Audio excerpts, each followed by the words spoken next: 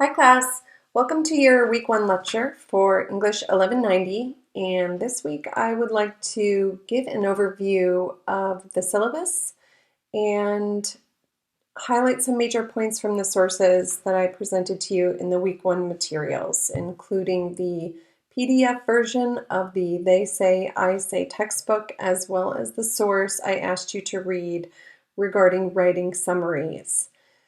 So first, we'll start with the syllabus, and I wanted to point out a few things to you. You see this shaded box here.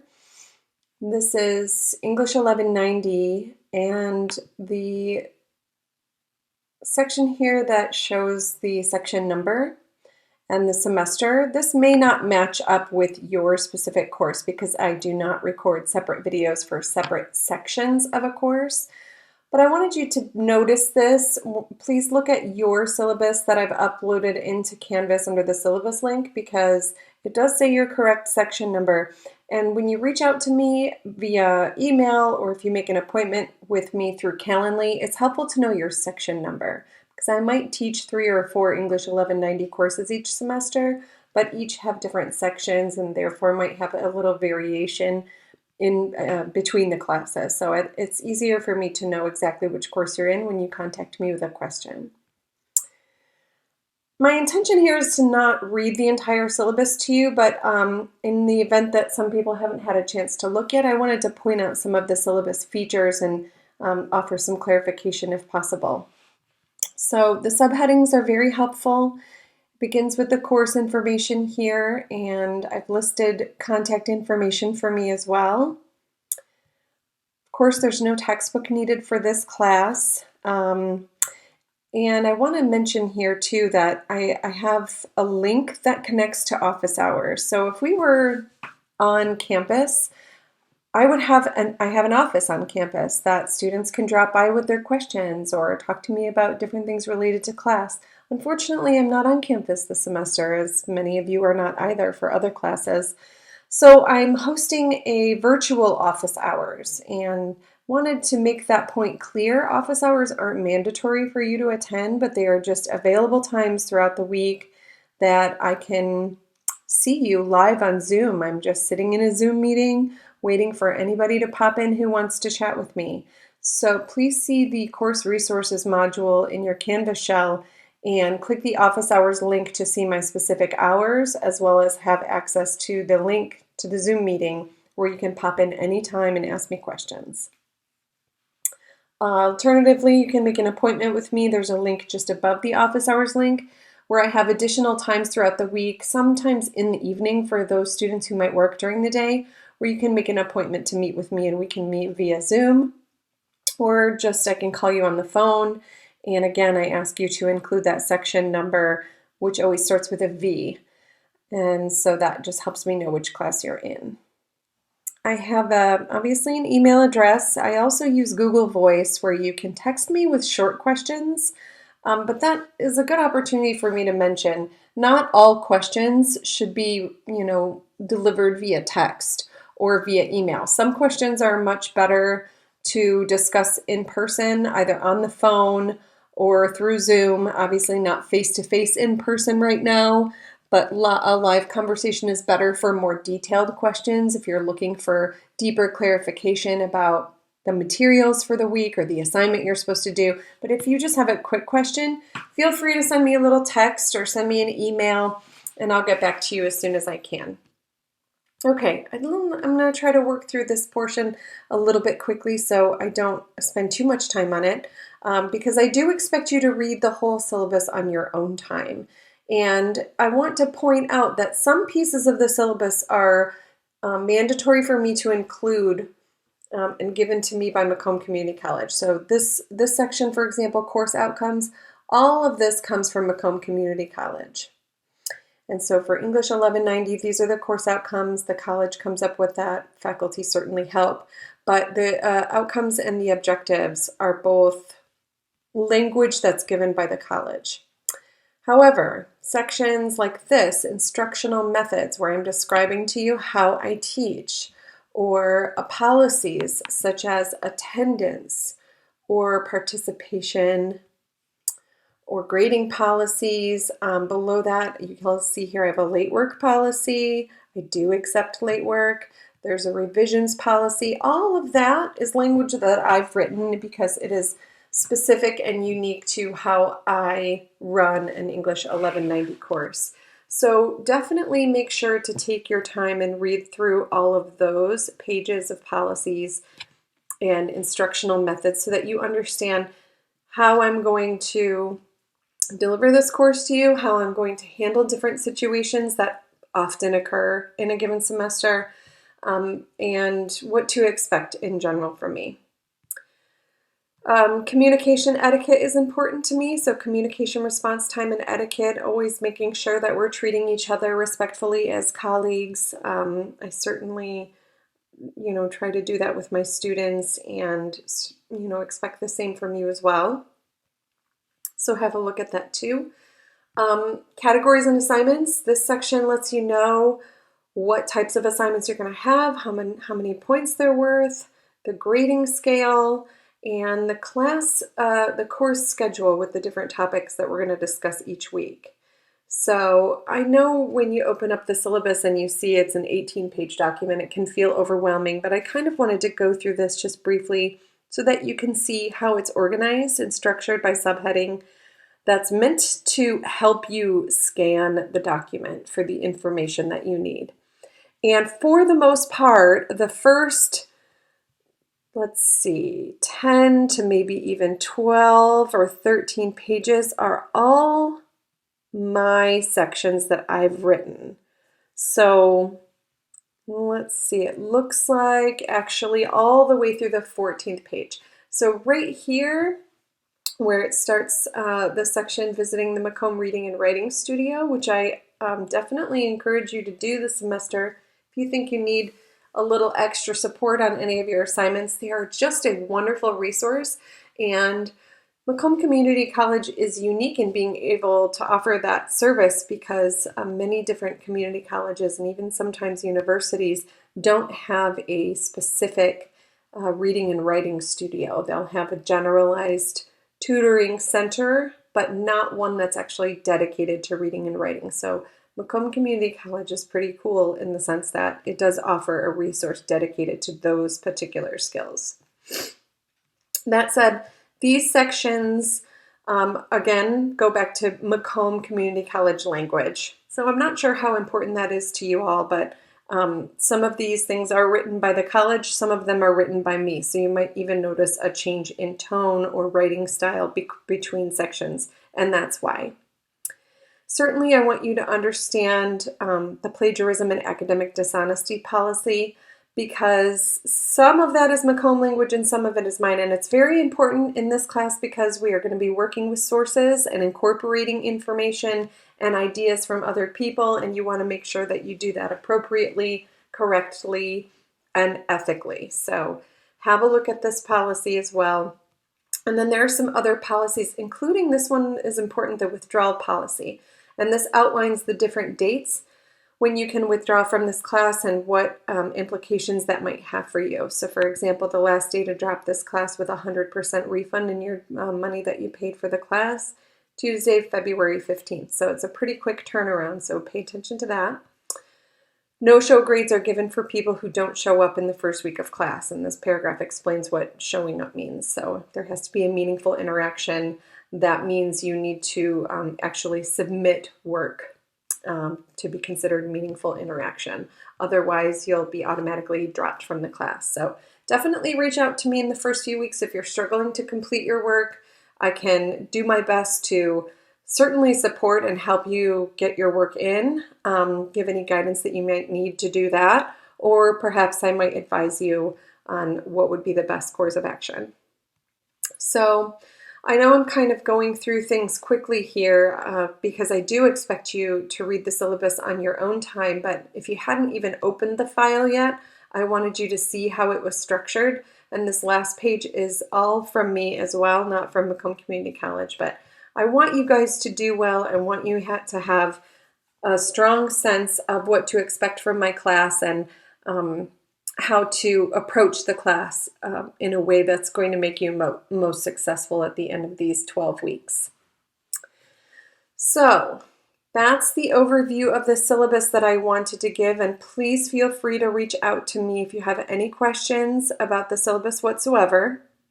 But now I'd like to turn our attention to the chapters from They Say, I Say. And I asked you to read quite a bit here. You probably noticed or will notice if you haven't done the readings yet, it's a pretty easy to read book. So the language is very readable. It's kind of casual. It's written in a tone that is meant to be digestible and even enjoyable for a college student age person, or just not that there's any one age. I'm sure all of you are multiple ages, but somebody who's entering a college writing classroom either for the first time or for the first time after a long time away from school, either way. And I really like the book because of that the tone is very sort of conversational almost.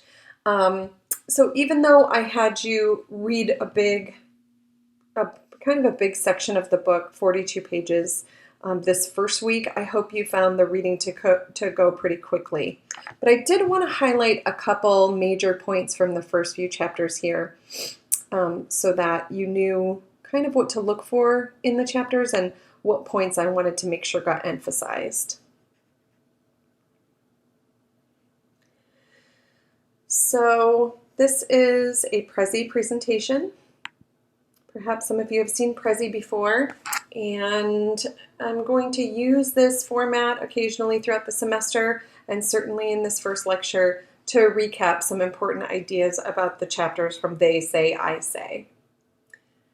So the major premise for this textbook is the idea that all academic writing is actually argumentative writing. And you're going to write a researched argumentative paper this semester. And I wanted to clarify some ideas surrounding arguments that might be different than what you might expect. So academic arguments are not what we think of when we hear the word argument often, which is sometimes a heated, emotional or like a conflict or a debate or a fight that somebody's having. Certainly that's not what we're going for here. And there's a way to be controversial in your writing without being confrontational. And there's a way to disagree in academic writing that does not involve fighting, it does not involve debating or heated arguments like that. So academic arguments are actually larger conversations that may have been happening long before you decided to write about a topic and will likely proceed long after you decide to write about a topic.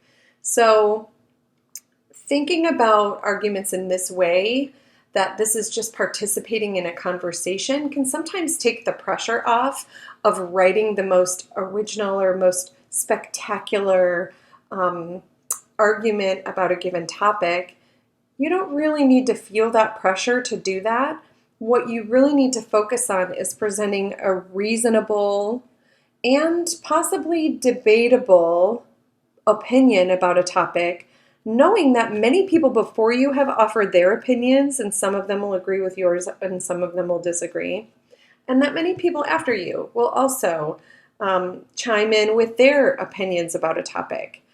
The important thing is that you support your ideas with credible research, critical thinking, and with the context that shows you have already considered and learned about what people have said before you and what people, have already argued before you respond to their arguments.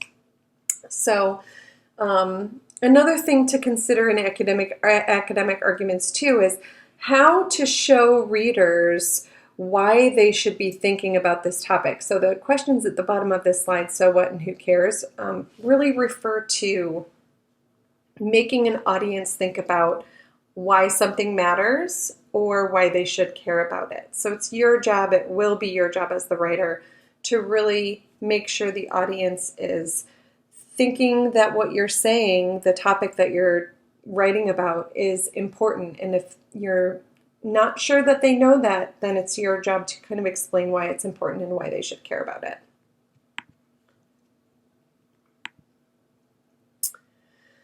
So in this class, I don't want anybody to feel like they need to be experts. You do not need to write as though you are a master at writing or a master at the topic that you've chosen to write about. You'll learn in week 2 about how to choose an appropriate topic for the semester. And I'll pause here and tell you now that you'll be writing about the same topic this entire semester. So there'll be more about that on week 2.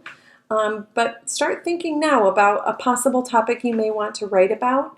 But you don't have to be an expert in it. It could just be something that you've observed in the world around you that you're interested in and want to learn more about.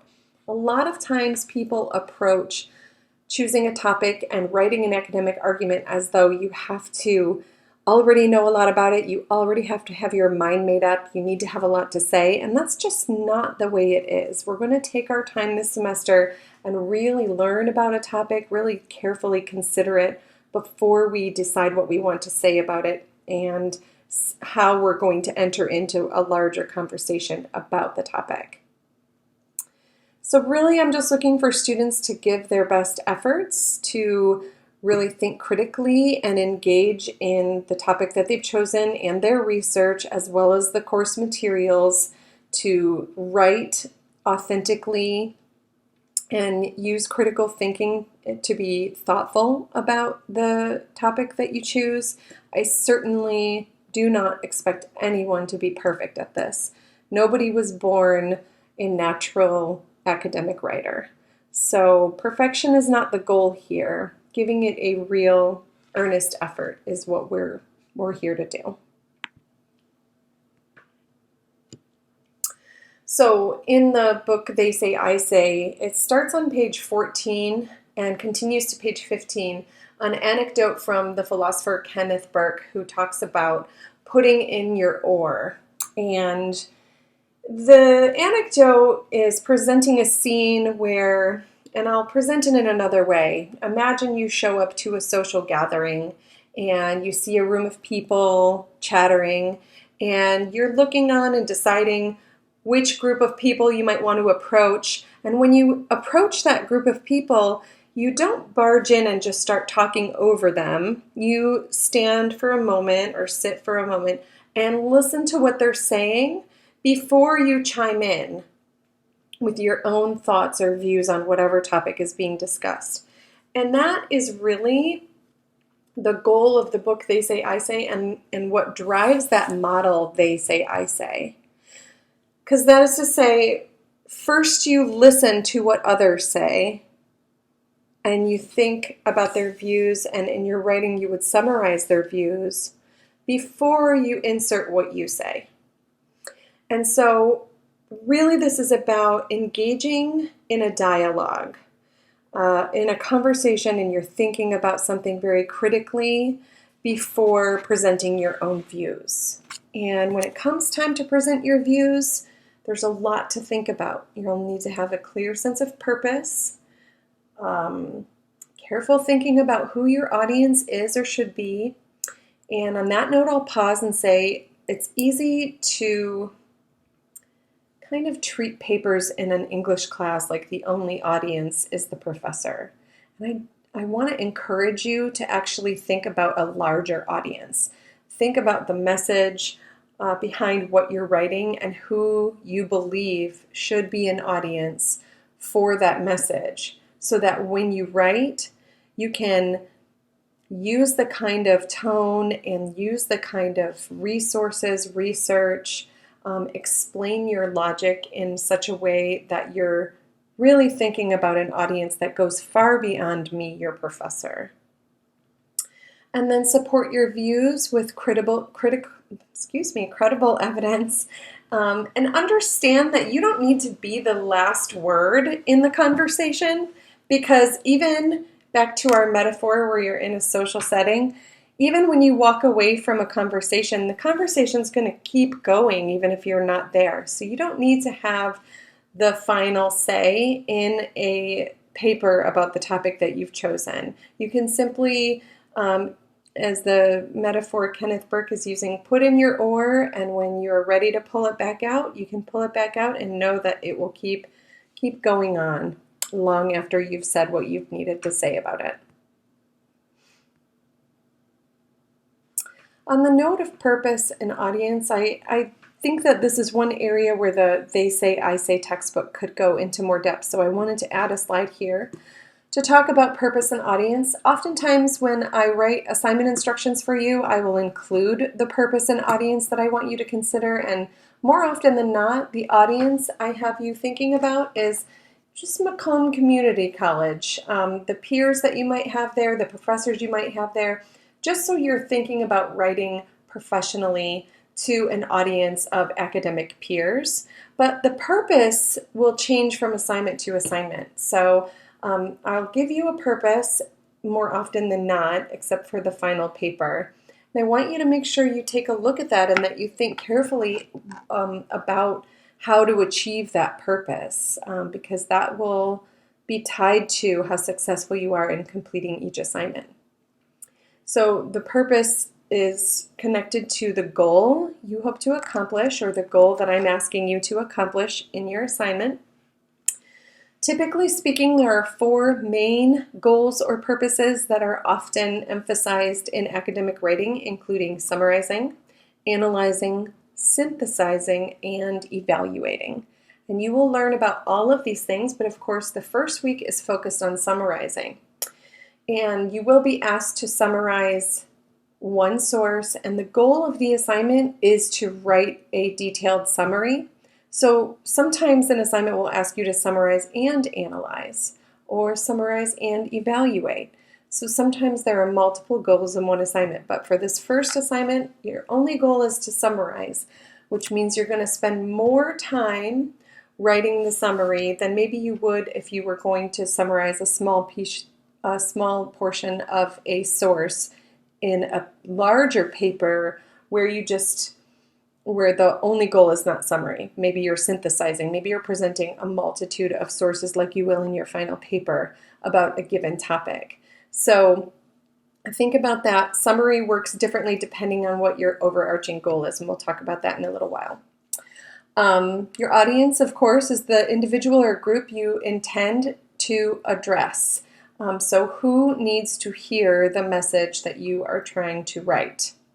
And depending on who that audience is, you will include different content and you will use a different tone to achieve the goal you have. So you can kind of see how all of these things really link together. Your tone is the attitude that you have about your topic and the attitude you want your audience to have about it.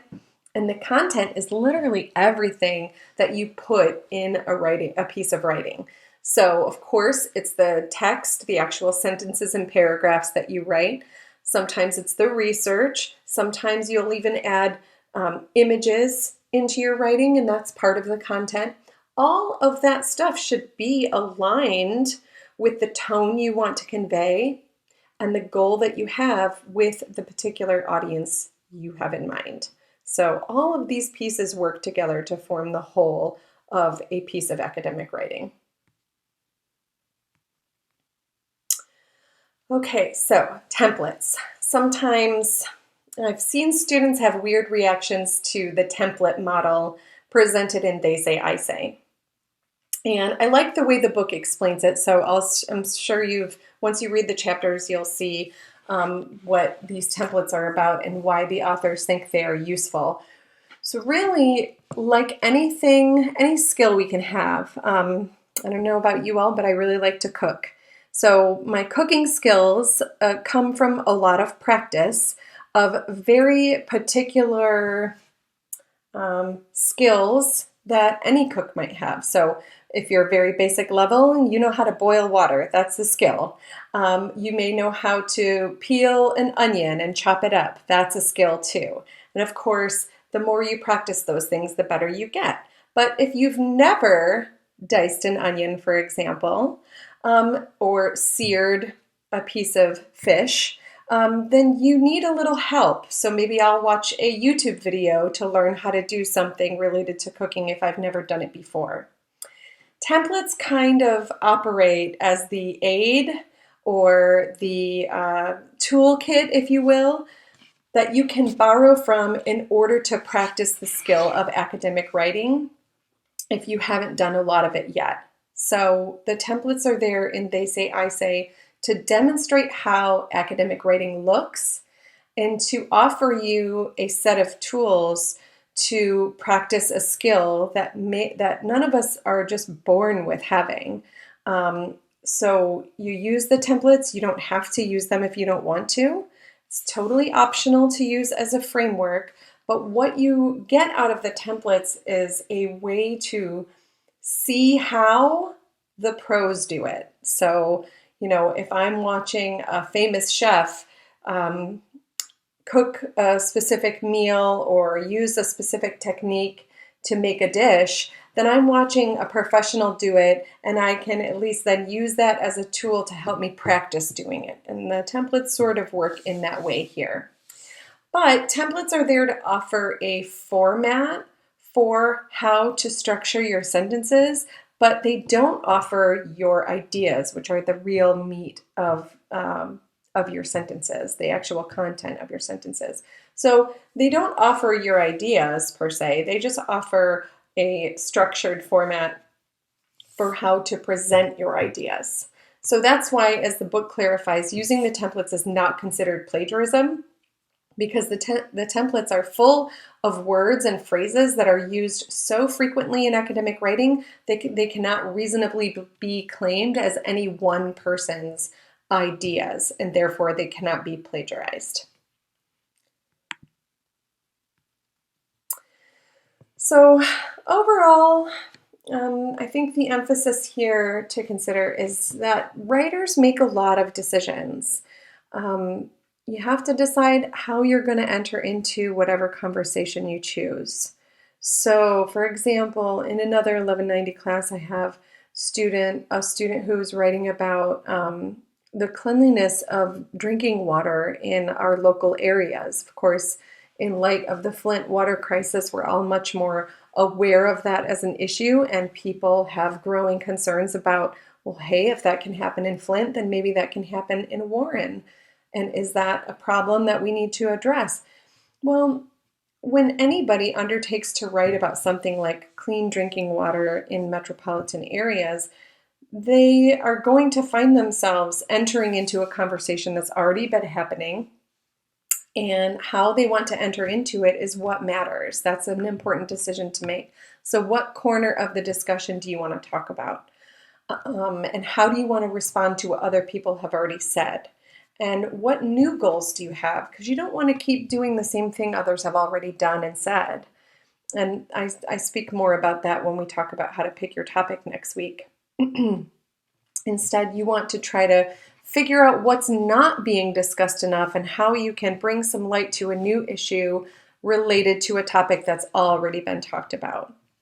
Of course, then you need to determine what your goals are. Are you trying to get people involved? Do you want citizens to take action? Do you want politicians to take action? What kinds of actions do you want to recommend? What tone do you want to convey? And what genre of writing is going to be best to reach the audience in mind with the purpose that you have? What kind of content to include and how you organize it is all part of this larger, more complicated decision-making process when you're writing. And so this is really an overview. You're not making big decisions in week one, but this is an introduction to how academic writing works. And by the end of the semester, you're going to realize how many decisions you've already made before you write your final paper, and then how many decisions you'll need to make to have a successful, persuasive academic argument at the end of the semester.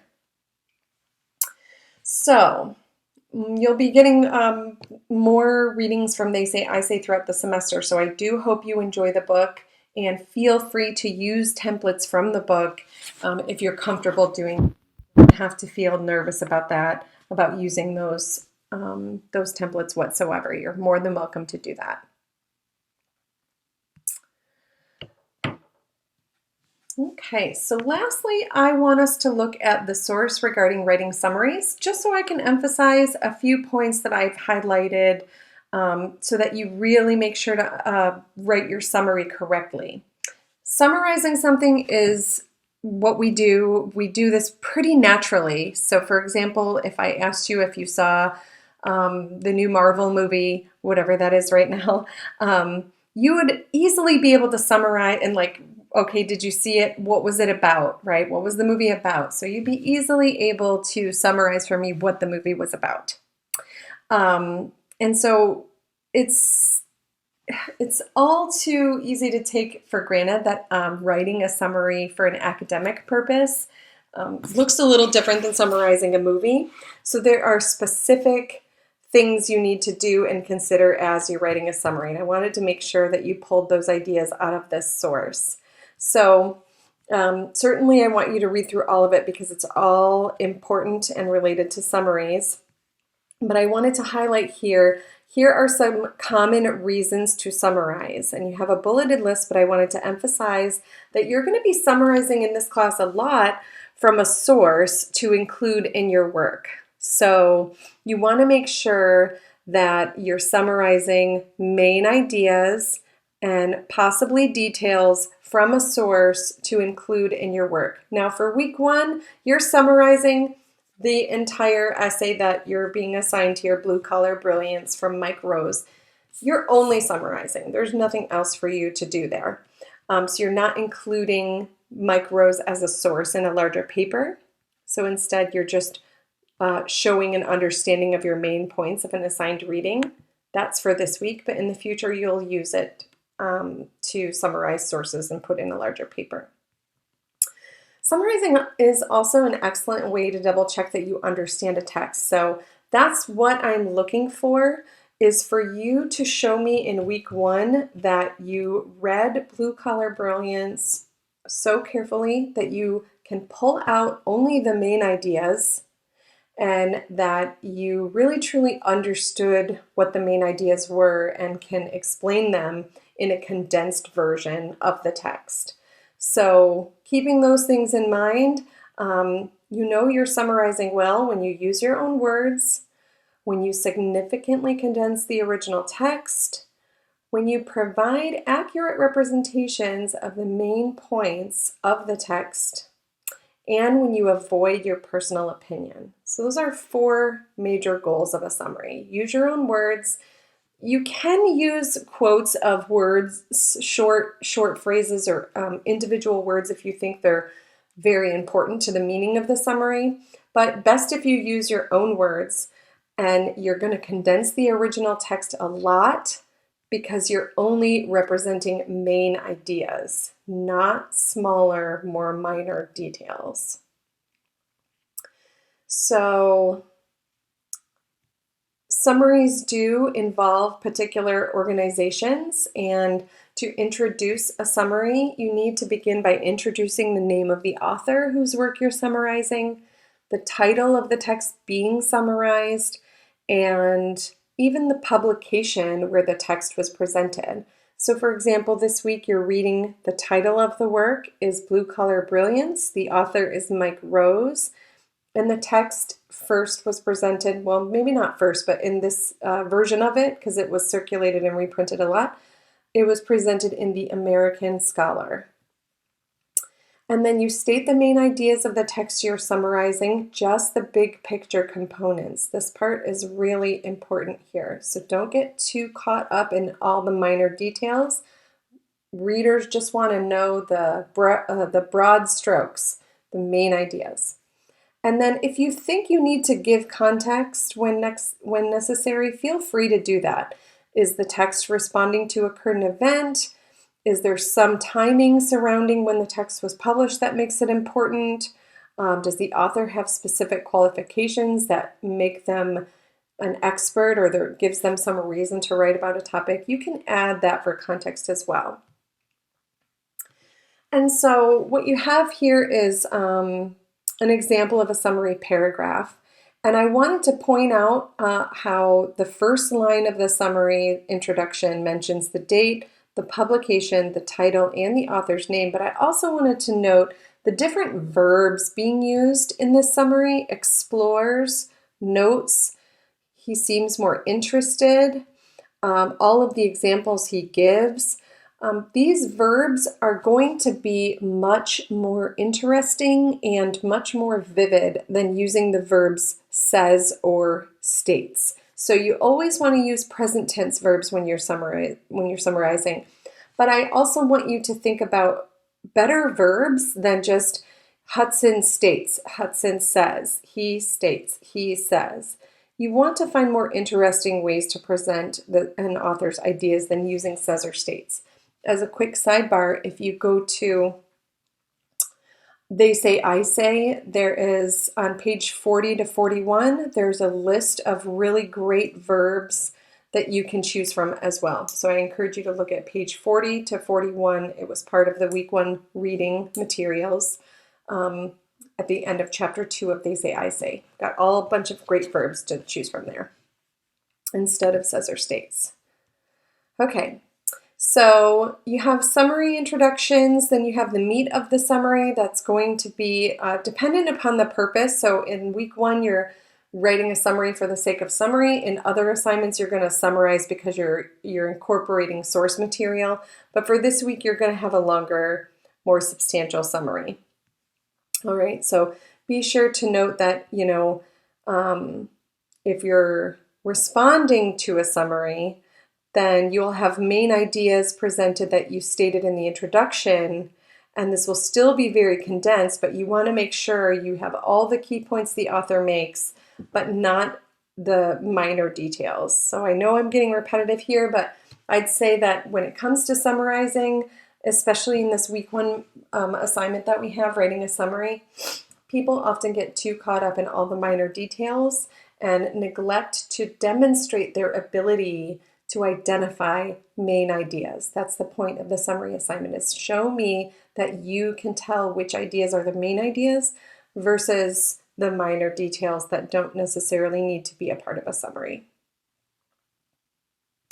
And then of course you want to wrap up the summary in a way that sort of ties all the loose ends together and makes sure that your readers who might be reading this summary of micros understand all of the important points that were made in the text. So overall, I hope you found this source useful, and I hope you find this lecture useful. I appreciate you listening and watching, and feel free to reach out to me, of course, with any questions you may have about the week 1 materials or the week 1 assignments. Thanks so much.